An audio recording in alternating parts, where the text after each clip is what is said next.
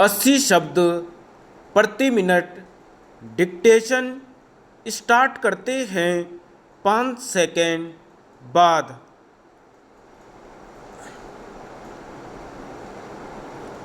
उपाध्यक्ष जी, प्रश्न यह है कि मंत्रिमंडल बनाने के लिए किसी दल को निमंत्रण देते समय राज्यपाल चुनाव के निर्णय को ध्यान में रखेंगे या नहीं रखेंगे।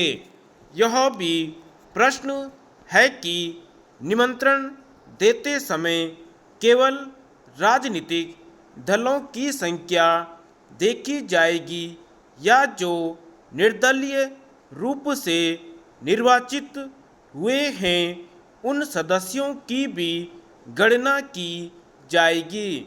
राजस्थान में कांग्रेस दल के नेता को राज्यपाल द्वारा निमंत्रण देने का कोई औचित्य नहीं था। राजस्थान में कांग्रेस को केवल 30% मत मिले, जबकि कांग्रेस के विरुद्ध 70% जनता ने अपना अभिमत प्रकट किया है। राजस्थान की जनता ने कांग्रेस को ठुकरा दिया है। राजस्थान की जनता ने कांग्रेस को चुनाव में परास्त कर दिया है। क्या चुनाव के द्वारा जनता ने जो राय प्रकट की है उसे दृष्टि से बिल्कुल ओझल कर दिया जाएगा।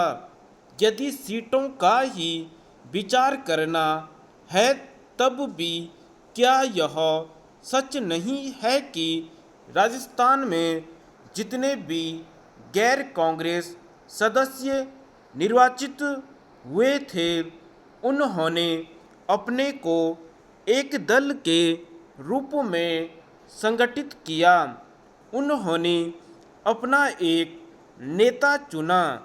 उन्होंने एक न्यूनतम कार्यक्रम निर्धारित किया। राजस्थान के राज्यपाल के लिए यह रास्ता खुला हुआ था कि वह जनमत का समादर करता और जो नया दल गठित हुआ था उसके नेता को मंत्रिमंडल बनाने के लिए बुलाता। एक दिन उन्होंने घोषणा भी कर दी थी कि वे किसे मंत्रिमंडल बनाने के लिए निमंत्रण दे रहे हैं। इसकी सूचना वे जनता को देंगे। लेकिन जब पत्रकार गए तो राज्यपाल महोदय ने कहा कि मेरा दिमागी संतुलन बिगड़ गया है, क्योंकि कल जो विरोधी दल के नेता आए थे उनमें से एक नेता जाते जाते मुझे ऐसी बात कह गए जिस बात का कि मैं आदी नहीं हूँ। उपाध्यक्ष महोदय, राज्यपाल से विरोधी दल की ओर से क्या बात कही गई? केवल इतना कहा गया कि हम आशा करते हैं कि आज निष्पक्षता से निर्णय करेंगे। कल भी हमने आपसे कहा कि आप उपाध्यक्ष निर्वाचित हुए हैं। हम आपसे आशा करते हैं कि आप निष्पक्ष दृष्टि से कार्य करेंगे।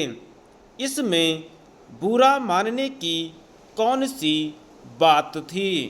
लेकिन शायद राज्यपाल के दिल में चोर था, जिसके कारण वह अपना संतुलन खो बैठे और दूसरे दिन उन्होंने जो निर्णय दिया वह संसदीय इतिहास में और कम से कम भारत के संसदीय इतिहास में बड़ा विचित्र माना जाएगा।